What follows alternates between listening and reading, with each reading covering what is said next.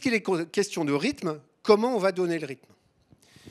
Donc là, ce que je vous propose, c'est un cadre. Donc c'est un cadre qui est fait par le Gartner. Donc ce que vous voyez à droite de ce slide, c'est le cadre du Gartner qui a un nom un peu compliqué. Il s'appelle Pace Layer Application Strategy. Bon.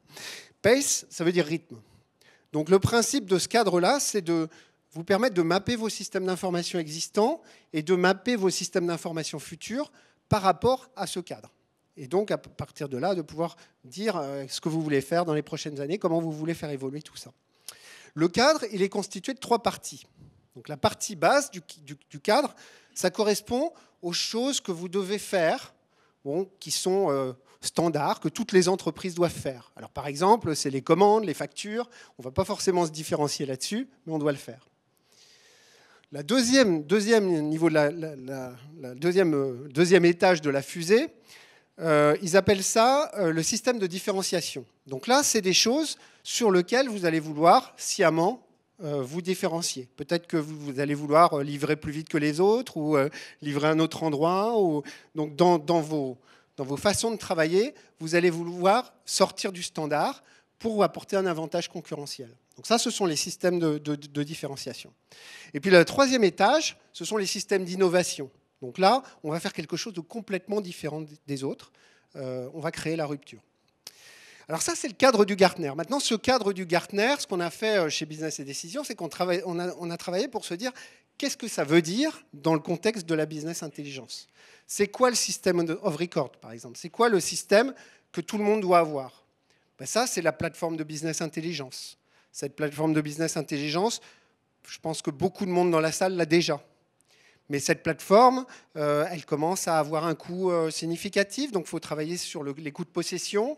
Elle n'est peut-être pas déployée dans tous les départements. Il y a peut-être des innovations, des évolutions à lui faire, parce que finalement, dans votre entreprise, tout le monde a ses mails d'un mobile, par exemple, mais les rapports de la BI, aujourd'hui, ils ne les ont pas encore. Donc, il faut les faire évoluer. Et puis, il faut aussi ajouter des nouveaux services. Si vous avez regardé la liste des ateliers proposés, par exemple, beaucoup d'éditeurs parlent d'in-memory. Donc, in-memory, c'est pouvoir analyser les données avec des temps de réponse énormes, avec pas mal de souplesse, avec pas mal d'agilité. Et donc là, c'est une fonction que peu d'entreprises ont encore dans leur plateforme BI, mais il y a une grosse demande des utilisateurs. Donc, ça va très vite devenir une fonction de base qu'il va falloir mettre à disposition de votre plateforme BI. Donc ça, c'est la partie basse, le system of record. La couche intermédiaire, c'est quoi? C'est, OK, j'ai une plateforme BI, mais comment je gagne plus? Comment je fais plus avec cette plateforme BI? Donc cette plateforme BI, première chose, c'est qu'elle est peut-être bien déployée dans certains départements, souvent dans la finance, dans la vente, le marketing, c'est pas mal déployé. Par contre, dans les achats, les RH, souvent, c'est moins avancé. Donc, comment est-ce que je fais pour déployer la BI dans toutes les activités de l'entreprise? Comment est-ce que je fais pour déployer la BI sur des nouvelles populations d'utilisateurs? Enfin, comment je fais pour que certaines bonnes pratiques de BI, par exemple la gestion de la qualité des données, par exemple la gestion de référentiels communs, comment faire en sorte que ces bonnes pratiques, elles deviennent des bonnes pratiques pour l'ensemble du système d'information et pour l'ensemble d'entreprises. Donc ça, c'est ce que j'appelle le système de différenciation. Je prendrai des exemples.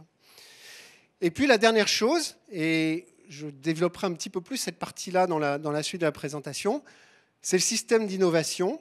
Et donc là, on entend des choses très intéressantes qui sont en train d'arriver sur le marché. L'idée de pouvoir traiter des sources de données différentes, d'aller mettre des capteurs pour récupérer de l'information qui vient un peu partout dans vos processus, chez vos clients, etc., etc. Donc c'est ce qu'on appelle le big data, gérer des données non structurées, etc. Pouvoir aller chercher des nouvelles sources de valeur en s'appuyant sur l'information. Et puis, autre élément d'innovation, j'en ai parlé, c'est l'automatisation de la décision, ce qu'on appelle le decision management.